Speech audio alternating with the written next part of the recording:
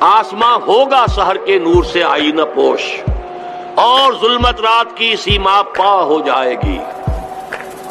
پھر دلوں کو یاد آ جائے گا پیغام سجود، پھر جبھی خاک حرم سے آشنا ہو جائے گی۔ آنکھ جو کچھ دیکھتی ہے لب پہ آ سکتا نہیں، محو حیرت ہوں کہ دنیا کیا سے کیا ہو جائے گی۔ شب کو ریزہ ہوگی آخر جلوہ خورشید سے، یہ چمن معمور ہوگا نغمہ توحید سے۔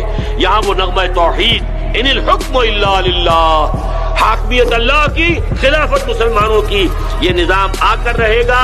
یہ لازم ہے، یہ شدنی ہے، یہ اٹل ہے، یہ تقدیر مبرم ہے۔ البتہ یہ تو ہوگا۔